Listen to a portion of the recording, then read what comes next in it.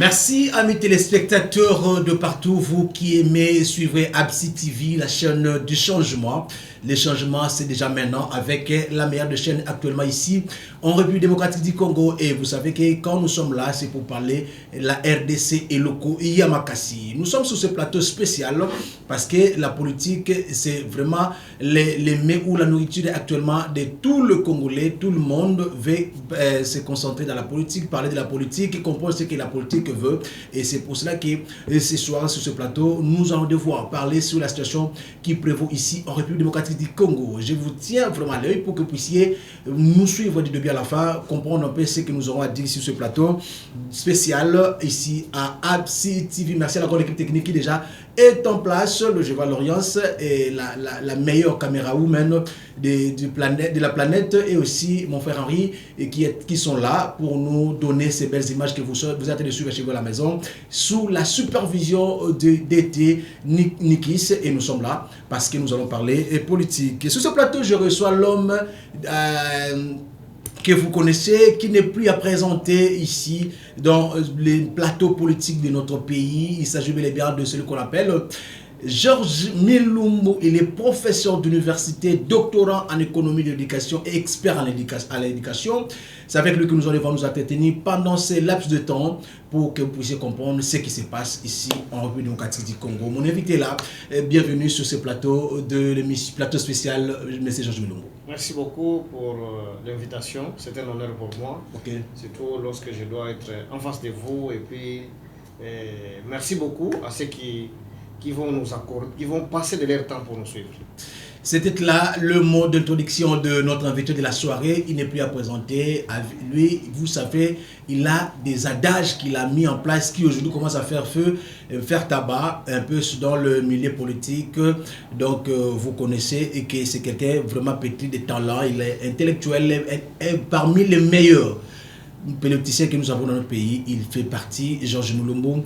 Aujourd'hui, nous sommes avec vous parce que vous êtes là sous plusieurs casquettes, M. Georges Milumbu. Mais la politique, c'est ce qui nous intéresse beaucoup. Vous savez que nous vivons l'époque de l'Union sacrée de la nation. Comment avez-vous, vous, en tant que politique, accueilli cette initiative du chef de l'État de mettre tout le monde dans l'Union sacrée de la nation? Oui, l'Union sacrée, c'est comme je dis toujours que le changement est une loi. Okay. Et le changement est une loi. Étant une loi, la manière dont les institutions, la manière dont une personne doit subir le changement, c'est une question qui échappe au contrôle, à la censure humaine. C'est pourquoi nous constatons que les moboutistes étaient là, le kabylisme était là, et finalement nous sommes dans l'union sacrée qui est une idée. Et nous sommes en train d'observer là où cette idée amène le pays. Est-ce qu'on peut dire aujourd'hui que Georges Milumbu est dans l'Union sacrée des nations? Je dirais oui et non.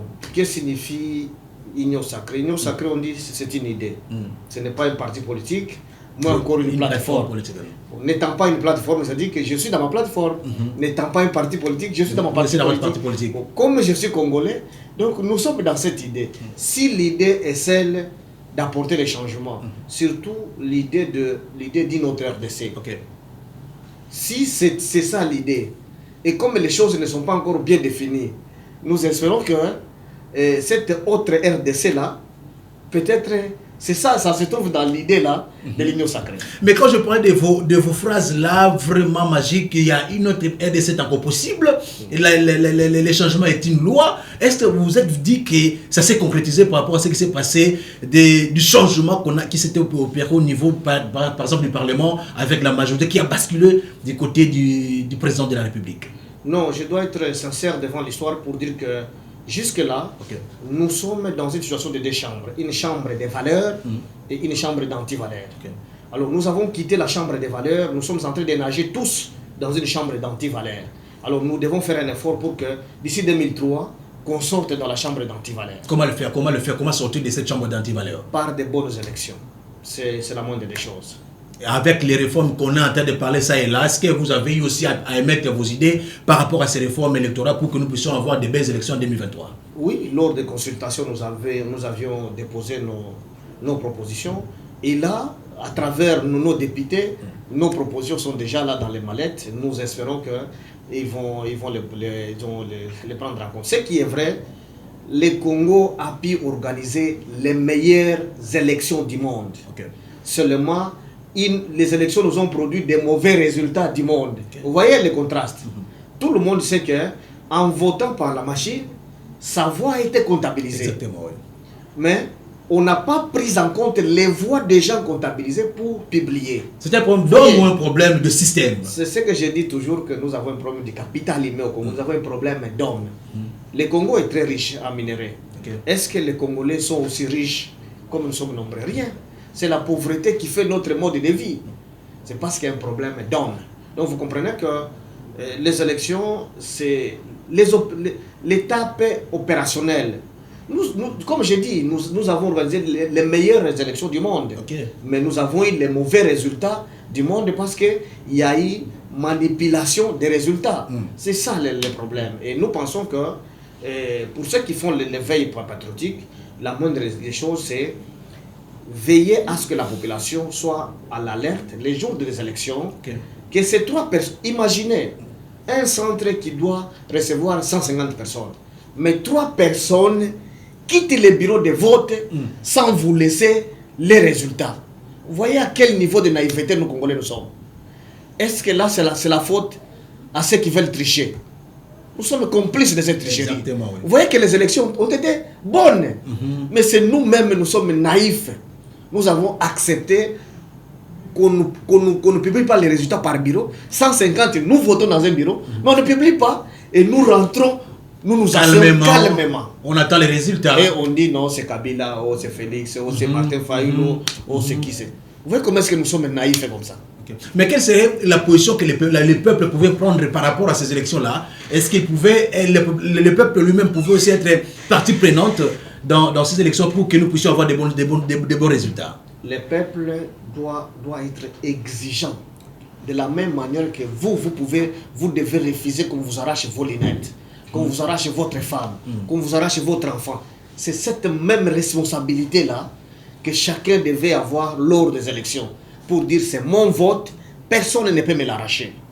Exactement. C'est ça le débit des bons résultats dans ce pays.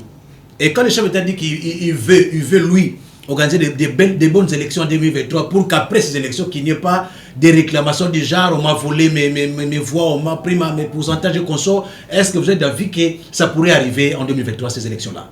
Cela ne peut arriver. Tous les présidents du monde ont de très beaux discours. Je n'ai jamais entendu un président qui dit je vais tuer les gens. Je vais tuer ma population. C'est toujours des beaux discours comme ça. Mais dans la pratique, on ne les sent pas. C'est que je dis que la population s'approprie des élections pour exiger des bons résultats. Je dis bien 150 votants dans un bureau de vote, mais 3 personnes, il y a toujours un policier et des civils qui orientent les élections. Mais ces 3 personnes sortent sans vous laisser vos résultats. Vous voyez à quel niveau notre conscience est trop faible. Et c'est ça le débit des bons résultats des élections. C'est là, dans les bureaux. Si dans chaque bureau, tout est connu, que ici nous avons voté tel, et tous les bureaux comme ça, mon cher, nous aurons des meilleures élections et des bons résultats du monde.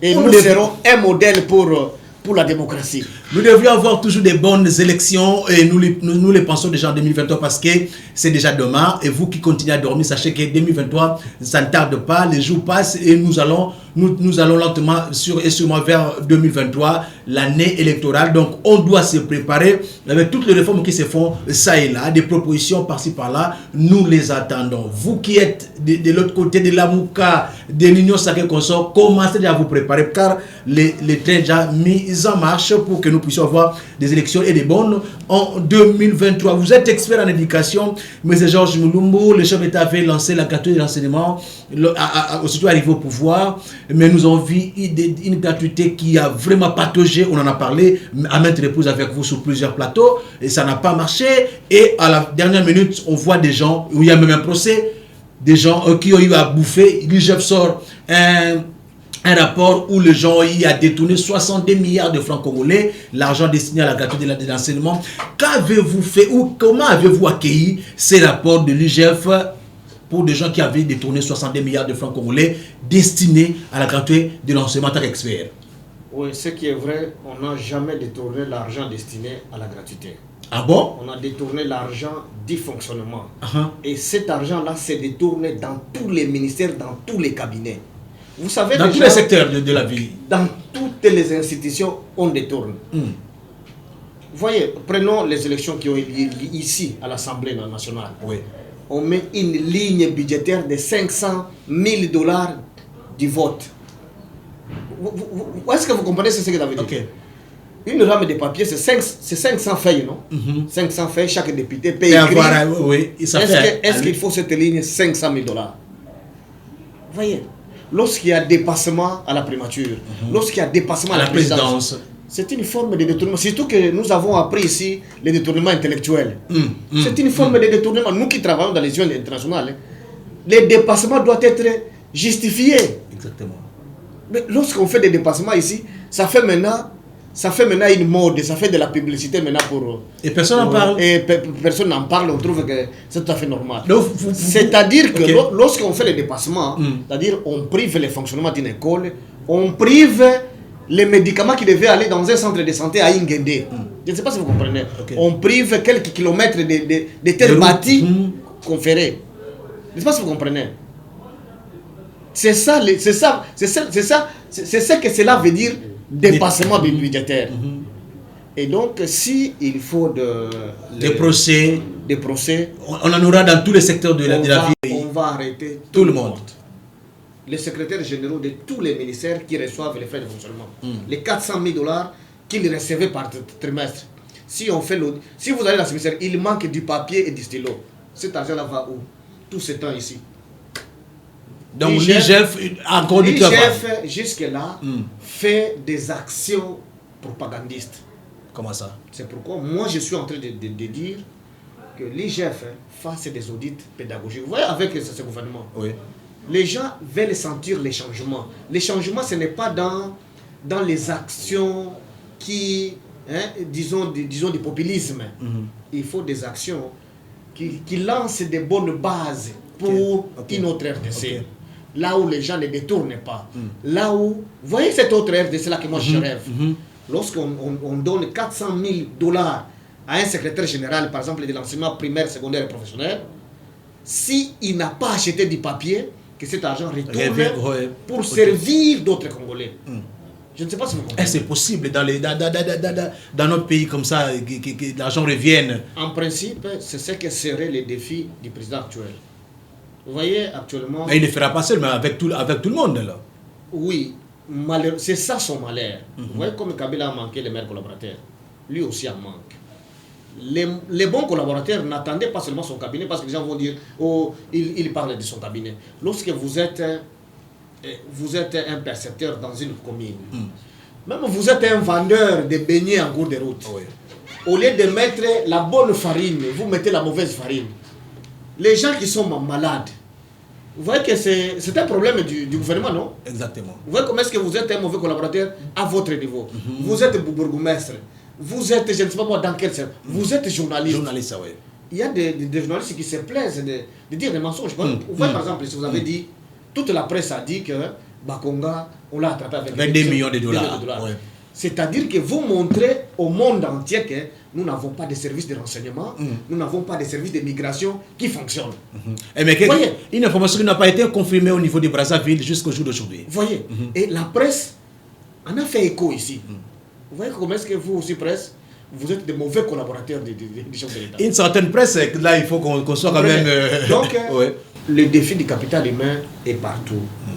Je disais toujours que la gratuité, c'est une bonne mesure. Parce que si nous laissons sans dire ça, les gens vont croire que nous sommes contre la gratuité. Non, il faudra dire que vous avez aussi contribué à ce que vous avez fait même des propositions pour que la gratuité ait lieu quand même. Voilà, la gratuité, c'est une bonne chose. Parce que le développement du pays est lié à ces hommes. Ce n'est pas lié aux minéraux, moins encore à la bonne terre. C'est aux hommes qui doivent transformer ces minéraux en ressources. Cette terre en nourriture, donc en ressources. Vous voyez, le Japon n'a rien. elle n'a pas d'espace, moins encore les minéraux. Oui. Mais il figure parmi les pays les plus développés. Exactement. C'est à cause des hommes. Alors cette gratuité-là, vu que nous sommes dans les inégalités criantes, il y a une majorité cruellement riche et une majorité sauvagement pauvre. Ouais. Alors cette gratuité vient essayer de créer des équilibres pour que les enfants des pauvres accèdent, qu'ils soient capables de lire et écrire. Parce que quand on est capable de lire et écrire, c'est une façon de réduire la pauvreté. Bon, imaginez si 60% d'enfants congolais sont capables de lire et écrire, c'est-à-dire Félix aura contribué à la réduction de la pauvreté. C'est pourquoi moi je soutiens cette mesure. Mais elle a été mal prise dans l'impréparation totale par manque de bons collaborateurs. Parce que Félix ne peut pas se retrouver partout. Il n'est pas expert à l'éducation, par exemple. Exactement. Vous voyez. Mais vous y étiez quand même. Vous l'êtes. Pourquoi vous n'avez pas eu à travailler dans ce sens-là pour que vous puissiez quand même prodiguer des conseils auprès des propositions qui pourront amener à ce que la gratuité puisse réussir dans ces pays? Non, comme vous m'avez déjà reçu plusieurs fois, vous aurez dit que je figure parmi les experts qui avons élaboré la politique de ces pays. Exactement. La politique qui dort dans les tiroirs. Oui. Vous voyez, depuis 2010, vous comprenez que j'ai déjà fait mon devoir. Même lorsque nous faisons des revues, moi je participe, nous constatons comment est-ce que les choses n'évoluent pas. Vous voyez. Mais vous vous plaignez par exemple du ton de Bakonga qui ne vous écoutait pas, vous experts. Avec le nouveau ministre, est-ce que vous ne pouvez pas aussi tenter pour que cela puisse quand même aboutir vos démarches sur la gratuité de l'enseignement? Bon, les gens sont intolérants. Les gens sont tellement intolérants que... je sais que lui, il a un peu de l'humilité parce que ce qui fait sa publicité pour être reconnu comme un bon ministre de l'Éducation, c'est parce qu'il a porté nos recommandations de notre étude. C'est notre étude. Ça, ça je clame tout haut ici. Et s'il me suit, je pense, il ne peut pas avoir conscience tranquille de nous voler la vedette avec notre étude. Notre étude, nos recommandations. Il les a amenées. C'est ce qui a fait que l'IDPS a trouvé qu'il est expert en éducation, il est là. Et nous les recommandons. Donc nous lui proposons qu'il se fasse bien entourer. C'est la moindre des choses parce que, vous voyez cette humilité... Ça aussi c'est un problème. L'entourage pose problème vraiment au sein de ceux qui gèrent le pays. Il est avocat, oui, professeur d'université comme vous. Il est nommé au ministère de l'enseignement primaire et secondaire. La casserole qui doit préparer les capitales humaines congolais pour son développement. Donc, en toute humilité, il doit bien se faire bien entourer. Parce qu'il ne faut pas qu'il figure parmi d'autres mauvais collaborateurs qu'on décrit. Parce que lorsqu'on fait des choses qu'on ne connaît pas, on est aussi mauvais collaborateur, consciemment ou inconsciemment. Vous voyez, donc la gratuité c'est une très bonne chose. Il faut qu'elle aille de l'avant. Mais seulement nous sommes dans une situation telle qu'il y a beaucoup d'enseignants qu'il faut payer.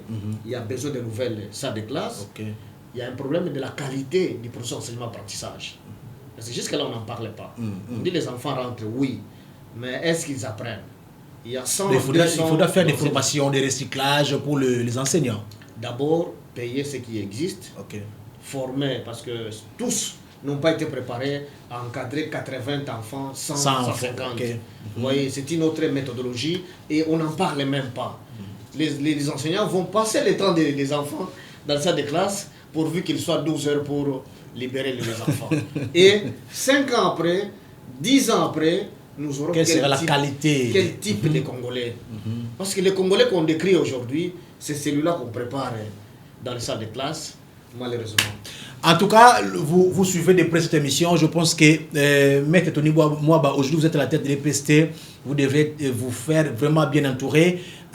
Cherchez des experts en la matière. Vous êtes professeur d'université, vous êtes avocat. Et si vous voulez bien faire, il faudra quand même se faire bien entourer. Et il y a Georges Milombo qui est expert en éducation. Il y en a tant dans ce pays. Il faudra les chercher.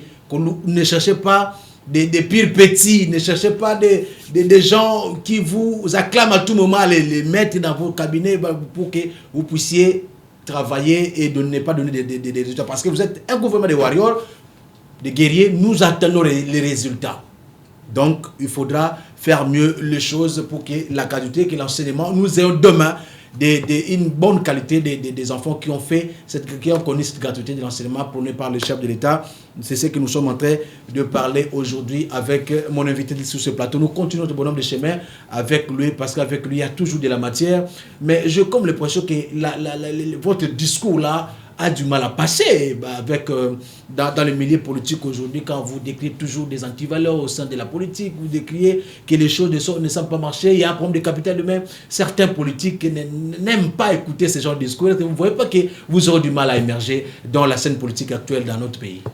Bon, heureusement pour moi, vous ne verrez aucun politicien qui vous dira que j'ai pris mon CV, je suis allé les lui présenter. Oh là. Malheureusement pour eux. C'est pourquoi je suis libre de dire ce que je pense. Okay. Vous voyez, je suis très bien dans mes champs. J'ai beaucoup de pharmacies ici à Kinshasa, j'ai des quincailleries ici à Kinshasa. Vous pensez que je donne l'emploi aux jeunes? Est-ce que j'ai besoin d'être derrière qui? Les directeurs de cabinet, ils ne touchent pas 5 000 $. Et vous voulez que moi, je sois là pour chercher quoi? Donc c'est pour dire que nous faisons pour le pays. En faisant pour le pays, c'est ça notre devoir patriotique. Nous devons léguer ces pays selon la volonté de nos pères d'indépendance. Okay. Parce que moi, je suis en train de voir mal que ces pays soient dirigés par les étrangers. Je travaille dans les structures internationales, oui. Là où on me recrute sans recommandation. C'est là que moi, j'envoie mes CV moi-même. Okay. Parce qu'on me recrute sans recommandation. Aux politiciens, je n'envoie pas mon CV. C'est celui qui va m'identifier s'il veut, il m'approche. Et il faut aussi que j'accepte de travailler avec lui. Donc, les structures internationales, plus ou moins 60%, ce sont des étrangers qui sont ici. Okay. Est-ce qu'il n'y a pas de jeunes qui chantent? Trop peu de Congolais. Trop peu de Congolais. Beaucoup nous demandent de la... Vous trouverez... Mais c'est la qualité de l'enseignement qui pose problème pour que nous puissions recruter des Congolais dans ces structures, ou c'est un problème de capital humain comme vous avez toujours l'habitude de le dire. Donc vous avez compris que le capital humain est lié au système éducatif. Okay. Et le système éducatif a déjà un instrument de réforme que nous avons élaboré. Vous voyez comment est-ce que nos efforts sont classés dans les tiroirs. Okay. Et ça fait mal. Pendant que nous avons besoin de vrais experts. Aujourd'hui, nous produisons les quotas. Nous disons, vous voyez avec l'histoire des rames, tout le monde dit, dans les téléphones ici, il y a nos minéraux. Okay. Qui connaît fabriquer, ne fût-ce que les claviers des téléphones ici au Congo? Bon. Donc, dans les capitales humaines, dans ce domaine-là, nous sommes nuls. Lorsque vous amenez du coltan, je vous présente même vous. Non, je n'ai jamais vu les coltans. Pour savoir la teneur. Pas encore vu ça. La teneur ici. Ce sont des petits Chinois qui nous disent que ça c'est 10 ou c'est 0. Si tu as amené beaucoup de poids, malgré ton investissement, tu rentres beaucoup pampe. Okay. Tu vois comment est-ce que dans ce domaine, le capital humain est nul. Mais nous avons beaucoup de sections littéraires. Vous allez à Massimanimba, il y a la section littéraire.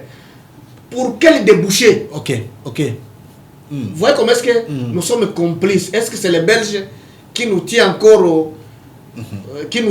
à la corde pour dire ne réformez pas notre système? La réforme des programmes scolaires, c'est 200 000 $. Et combien c'est? Vous ne cessez de décrier 200 000 $, mais il y a des gens qui prennent des millions de dollars de trésors publics pour aller faire de l'ambiance avec les macabres consorts. Vous voyez ce qui fait mal. C'est pourquoi moi, c'est dans mon devoir patriotique de parler des choses comme ça, pour que les âmes sensibles, si elles ont l'opportunité de participer à la gestion, que quelqu'un ne passe pas une année, 5 ans à la tête du ministère, soit le premier ministre, soit le ministre des Finances ou des budgets, sans penser faire des questions 200 000 pour former d'autres Lumumba, d'autres Kimbangu. Vous savez que vous avez un petit nom là, comme vous m'appelez moi Georges. Il y a des Henri ici, il y a des... Et vous c'est Bijou. Vous voyez?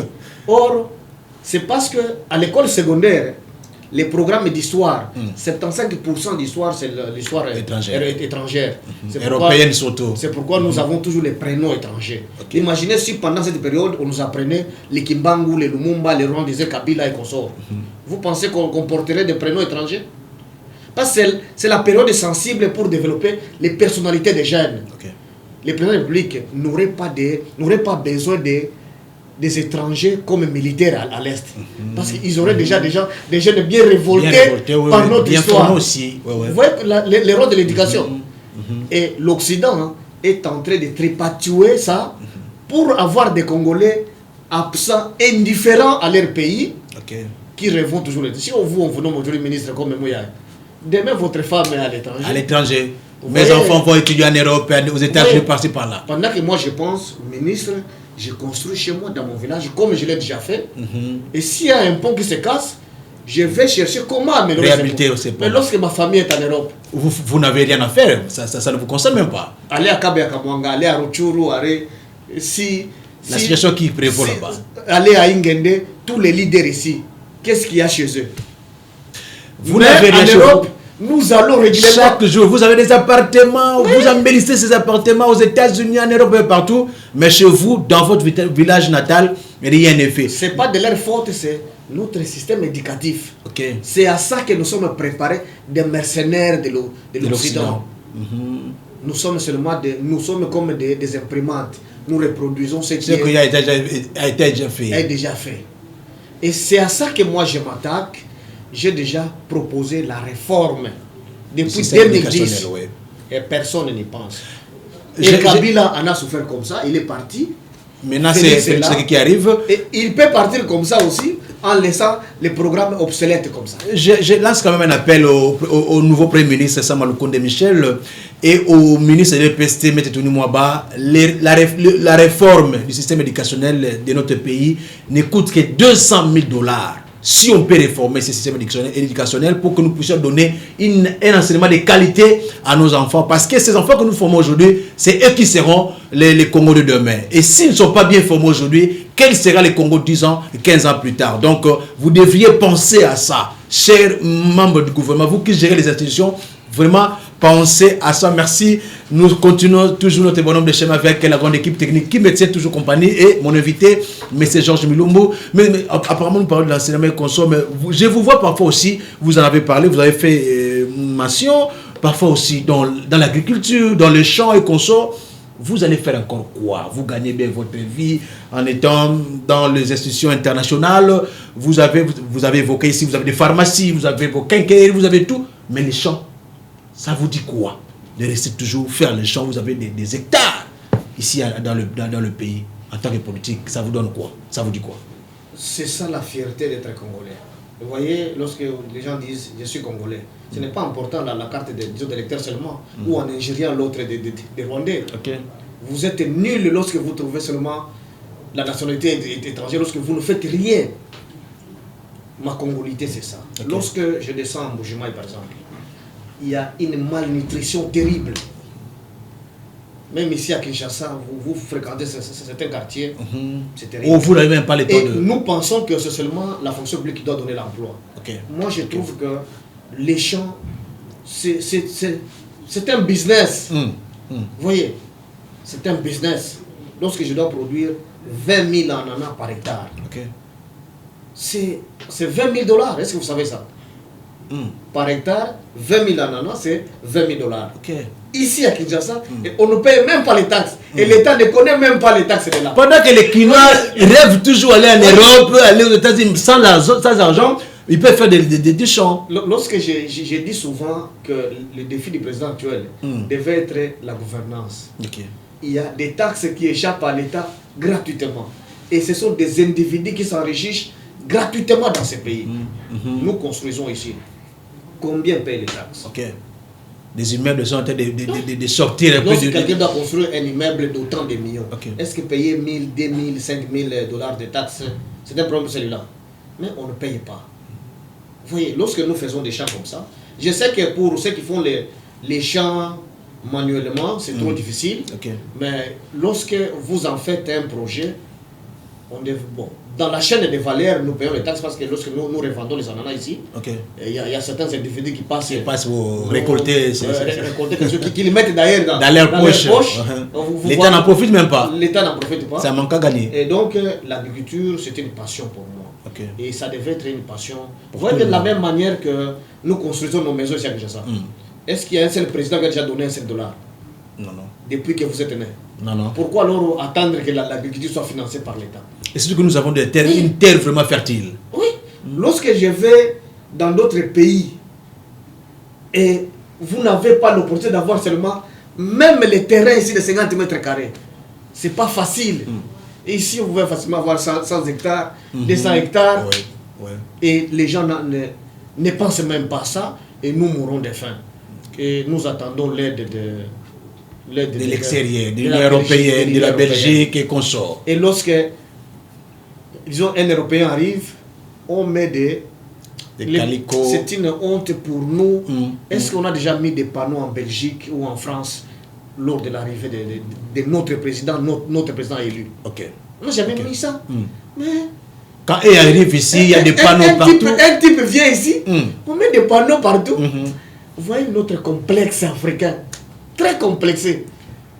Et ça, c'est une problématique de l'éducation, même l'agriculture. Vous savez que celui qui, disons un bavard à l'école, quelle est la punition? Il allait s'arrêter, non?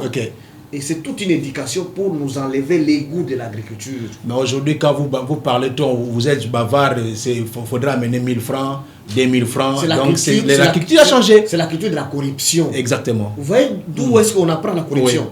C'est depuis le travail manuel, ce n'est plus le balai qu'on faisait aujourd'hui, mais il faudra amener 1000 francs au professeur. Donc, les activités qui développent les goûts de l'effort, parce que l'éducation, on apprend parfois indépendamment des cas et des commandes.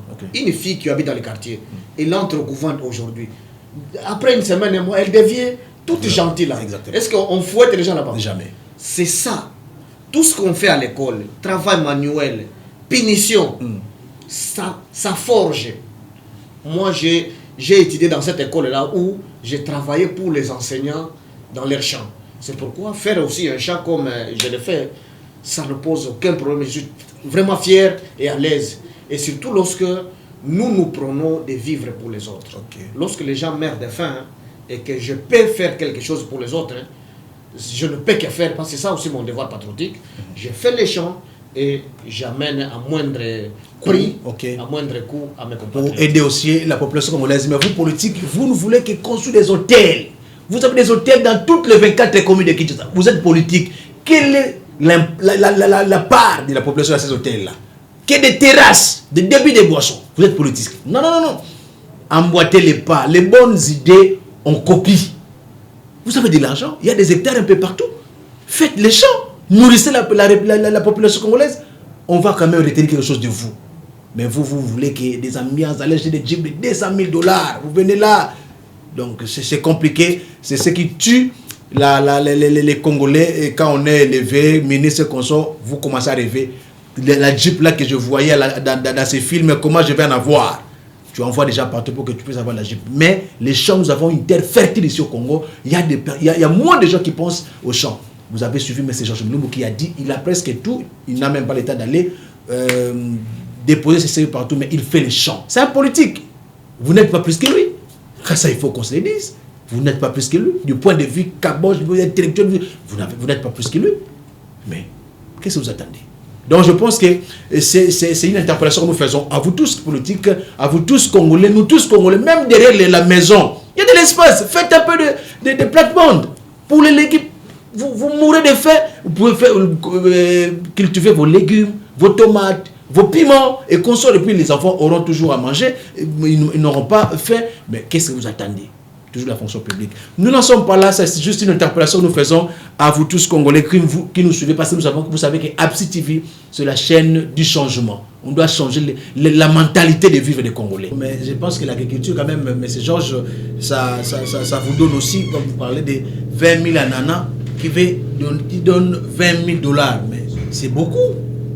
C'est beaucoup d'argent. C'est pourquoi je dis que le Congo souffre d'un problème de capital humain. Le Congo est très riche, mais avec des hommes qui ne maîtrisent pas à la hauteur des opportunités congolaises. Vous voyez, il y a plein de choses lorsque nous révélons ici. Vous comprendrez que le Congo est trop riche, mais le Congo a des hommes pas capables de transformer les ressources, les richesses, donc les ressources en richesse par manque de maîtrise réelle. C'est parce qu'on n'a pas été formé pour ça. Effectivement, c'est pourquoi moi je me donne à la réforme de cette éducation. Parce que je sais que les problèmes c'est là. Tous nous pensons qu'on doit avoir l'emploi à la fonction publique. Or, la fonction publique n'offre plus d'emploi. Les opportunités sont là. La terre, il y a plusieurs opportunités. Plusieurs opportunités qui peuvent offrir beaucoup d'emplois, mais nous n'avons pas une maîtrise réelle de ce qui doit amener le Congo de l'avant. C'est pourquoi je dis nous devons réformer très rapidement notre système éducatif. C'est une façon de rester dans la bonne histoire s'il faut réformer. La Chine ne s'est pas développée à cause des discours. ou des histoires de détournement d'argent. C'est parce qu'ils ont formé les hommes et ce sont les hommes qui nous colonisent à distance. Okay. Nous portons tous Chinois ici. En tout cas, le monde entier aujourd'hui est colonisé par la Chine. Ce sont les Chinois qui ramènent les devises chez eux parce qu'ils connaissent quelque chose. Mais nous sommes plus dans les discours, dans l'effervescence, dans les débats politiques. Et voilà ce que nous sommes capables. Nous sommes toujours dans les débats politiques. Non, là-bas, on a détourné ceci. Et puis, c'est l'argent qu'on détourne là. Ça rentre dans les trésors publics ou comment? C'est aussi une question qu'on va se poser dans certaines émissions qu'on aura à faire parce qu'il y a de l'argent qui est détourné un peu partout, des millions de dollars ici au Congo. Et ça retourne dans les trésors publics. L'IGF fait qu'on va nous dire quelque chose parce que nous voulons que même les budgets, nous avons entendu ça, le compte du Premier ministre dire que dans 3 ans, 36 milliards de dollars. C'est bien bon. Est-ce qu'avec tout ce que nous connaissons dans notre pays, l'année passée, le chef d'État nous a amené à 11 milliards, mais nous étions capables de mobiliser 3, quelques milliards de dollars. Donc, voyez un peu ce que ça fait. Donc, si nous travaillons d'arrache-pied dans plusieurs secteurs, nous aurons atteint même au-delà des 12 milliards, parce qu'un grand pays comme la RDC, 12 milliards aussi, c'est peu. Nous attendons voir les warriors à l'œuvre. Nous parlons de warriors parce que c'est eux qui sont aujourd'hui, le gouvernement est arrivé, les warriors sont là, un gouvernement jeune. Je pensais même à voir Georges Milumbu dans ce gouvernement, mais ceux qui sont là, ils sont quand même... Comment vous avez trouvé ce gouvernement? Vous pensez que ce sont des warriors et ils peuvent quand même changer les choses ici au pays? Bon, beaucoup sont des warriors parce qu'ils ont milité sérieusement pour renverser l'ancien régime. Là, nous reconnaissons qu'ils sont warriors.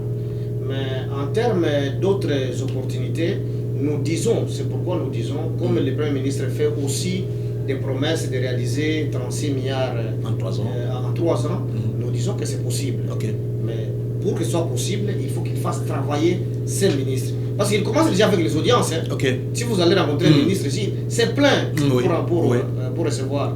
Mais ils doivent travailler. C'est pourquoi ils doivent faire signer les contrats d'achat de performance à ces ministres. Mais ça on le fait dès l'entame du travail. Ce n'est pas maintenant qu'ils sont déjà au travail, mais c'est Georges. Oui, ce n'est pas encore tard, il doit le faire. Vous voyez, par exemple, le ministère de l'enseignement. Oui. Disons le cas de Willy Bakonga. Il a une école. Pour, disons, 30 000 dollars pour Willy Bakonga, c'est rien. C'est rien. Avec nous qui gérons les écoles, nous comprenons ce que nous disons.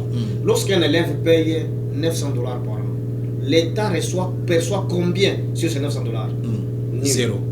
Est-ce que c'est la faute du promoteur? Disons des promoteurs de l'école? Non, c'est le système qui est mauvais. Vous voyez comment est-ce que nous, là où nous devons être, nous sommes absents. Okay. Les ministres des titres fonciers, il est là depuis Iloukamba, non? Et ça combien, oui, ça combien. Tout celui qui a déjà acheté un terrain ici, nous dépensons pas moins de 500 dollars. Et ce qui entre à la décharge, c'est 50 dollars. Les restes là vont où? Or, ce sont les mêmes personnes. Trop de makangou et consorts, donc ce qui fait que l'État continue toujours à perdre de l'argent. Les restes là, ce sont les mêmes personnes qui réclament les salaires chaque fin du mois, qui réclament des primes, qui gardent ça dans leur poche. Vous voyez pourquoi le défi de ce gouvernement doit être la gouvernance. Au lieu de chercher à faire tomber les gouverneurs, de déstabiliser les ministres de l'Intérieur. C'est depuis qu'ils sont là. Est-ce que c'est l'FCC qui avait bloqué que les amendes de la police n'entrent pas dans les trésors? Jamais. Les policiers n'ont pas besoin de primes. Vous voyez comment est-ce que là où nous devons être, nous sommes absents. Très absents. Moi, ça me fait très mal lorsque nous devons aller demander la France 15 millions pour 3 ans. Et 70% de ces 15 millions vont rentrer dans les salaires et les salaires des Français qui vont venir travailler ici. Et nous sommes en train de nous plaindre ici. Nous avons un rapport de l'Uzolba qui nous a fait croire que 15 milliards chaque année vont dans des poches des individus. Mais jusqu'au jour d'aujourd'hui, la justice ne fait absolument rien pour que ces rapports rebondissent et que nous puissions avoir ces 15 milliards. On peut avoir un budget de 30-40 milliards ici au Congo par an, mais on ne sait pas la voir, on ne sait pas pourquoi, parce que les gens ont peur. Non. L'Ouzolo Bambi a montré ce que je suis en train de dire. Vous voyez comment c'est les amendes de la police se perçoivent, non? Ok. Qui perçoit ça? Vous le connaissez? Non. C'est des millions de dollars qui disparaissent. Lorsque vous êtes locataire, vous signez le contrat. Le contrat de bail. Nous sommes des bailleurs aussi, non? Les contrats que nous signons avec nos locataires, l'État gagne quoi? Rien. Ce sont des milliards. Des milliards qui partent. Ouais. Qui restent dans nos poches comme ça. Et l'État cherche l'argent. Aujourd'hui, les écoles n'ont pas de frais de fonctionnement. Vous savez ça? Lorsqu'on dit disons, la gratuité ne marche pas, les frais de fonctionnement ne rentrent plus dans les écoles. Et l'argent traîne là, dans les Congolais. Et on s'en plaint. Je ne sais pas, lorsque je dis, ce sont des évidences comme ça qui me donnent raison de dire que nous souffrons des problèmes du capital humain. Nous sommes tous porteurs de gros diplômes, mais incapables. C'est pourquoi moi je rêve une autre RDC.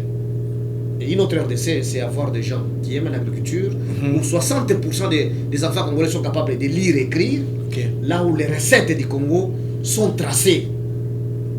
Et payer les militaires. Vous voyez, aujourd'hui, les jeunes... On peut déjà entrer dans cette histoire de l'état de siège qui a été décrété par le chef de l'État. Il y a eu même la nomination de nouveaux gouverneurs d'Ituri et du Nord Kivu, des militaires et policiers qui vont gérer bientôt l'administration de ces deux provinces. Et je pense que c'est quand même une bonne idée par rapport à ce qui se passe à l'est du pays. Nous sommes en train de vivre dans une situation de CRR. Vous savez que le président a été élu, non? Oui. Les gouverneurs, les députés provinciaux ont été élus. Oui. C'est pour dire, lorsqu'on décrète l'état de siège, c'est pour dire que les Congolais ont mal élu les gens qui sont incapables de gérer cette partie du pays. Et on laisse... Vous voyez, vous avez une voiture, vous dites que la voiture soit automatisée, qu'elle vous conduise seule. Parce que la voiture est à votre service, non? Exactement. L'armée, la police sont à notre service. Oui. Mais nous, les civils élus, nous sommes incapables de diriger. C'est ça que cela veut dire. Et j'ai suivi l'ordonnance qui dit même les chefs, même les ETD vont être dirigés par... C'est-à-dire que même les chefs traditionnels, ce sont des militaires. Ils risquent d'être remplacés. Vous voyez comment est-ce que nous allons créer encore disons des incompréhensions inutiles. C'est bien beau, il faut essayer pour voir si ça va marcher. C'est pourquoi moi je me dis c'est un problème du capital humain. Parce que pendant le règne de Félix ici, il a fait des mises en place dans l'armée, non? Des généraux qui sont allés là, ils construisent dans nos quartiers les immeubles. Ils construisent comme nous, ici à Kinshasa. Est-ce que c'est parce avec quel argent? C'est parce qu'entre-temps, leur salaire a augmenté. Non, les généraux ne gagnent que $250. Si on prend ces mêmes généraux-là, on les nomme gouverneur, qu'est-ce qu'il va faire? Il devient ange entre-temps. Vous voyez que le problème du Congolais est ailleurs. C'est un problème du capital humain. Nous devons réformer notre système éducatif, où on prie autrement, où on apprend des valeurs universelles, pas celles que nous apprenons jusqu'à aujourd'hui. Ces valeurs que nous apprenons sont colonialistes pour nous rendre au service de l'Occident. Mais à l'heure actuelle, M. Georges, nous tendons déjà faire la fin de cette émission, mais à l'heure actuelle, est-ce que l'état de siège n'est pas une bonne idée parce que les gens ne font que mourir à l'est du pays et le chef d'État, dans ses prérogatives constitutionnelles, il s'est dit, bon, il faudra que je décrète quand même l'état de siège pour essayer un peu de calmer un peu l'ardeur, de mettre un peu le camp de ce côté-là. Est-ce que vous doutez seulement de la faisabilité des choses?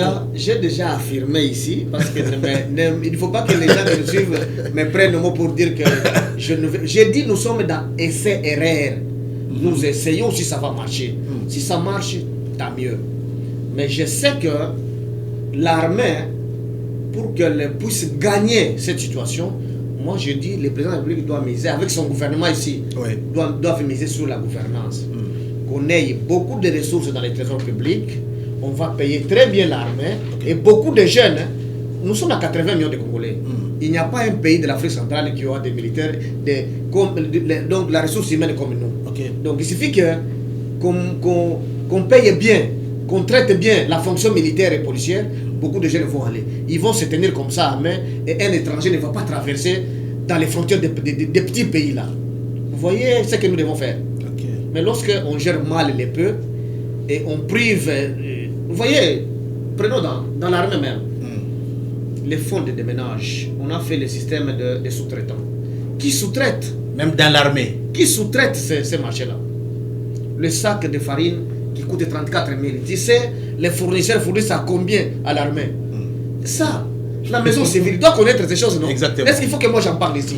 Vous voyez qu'il faut améliorer des petites choses comme ça pour que notre armée soit debout et travaillent. Et qu'elles soient fortes. Les guerres à l'Est sont multidimensionnelles. Ce n'est pas seulement le problème de l'armée. Donc, nous pensons qu'une autre RDC est possible, car le changement est une loi. Une autre RDC possible car le changement est une loi. J'aime beaucoup ces deux phrases qui se complètent. Je pense qu'avec, si vous avez bien suivi cette émission, vous allez comprendre qu'une autre RDC pourrait être possible si seulement nous arrivons à réformer les systèmes éducationnels congolais, si seulement les Congolais prennent conscience de ce qu'ils sont et de ce qu'ils ont comme superficie, densité, ce qu'ils ont comme potentialité. Nous pourrions parler de notre RDC et avec les nouvelles institutions. Je pense que ça n'est fini pour aujourd'hui, pour ce soir, dans cette émission plateau spécial qui recevait pour vous M. Georges Mulumbu, acteur politique, acteur social, cultivateur comme il est dit aussi, professeur d'université, doctorat en économie de l'éducation, expert en éducation. Donc tout ça, c'est toujours l'invité de ce soir. Mais ça n'est pas, c'est pas fini pour lui. On l'aura dans le tout prochain jour, dans un autre numéro de plateau spécial. Merci à Laurence, la meilleure dame qui était derrière la camérawoman attitrée, mon ami Henri, qui était là aussi derrière la caméra. Et l'œil vigilant, merci à mon frère Nikis qui nous a assisté et a réalisé cette émission. Merci à vous tous. Je pense que Absi TV, c'est la chaîne du changement. Le changement est possible, nous le lisons et vous l'aurez dans cette chaîne. Ne zappez pas, restez toujours branchés sur les programmes de la chaîne du changement. Au revoir.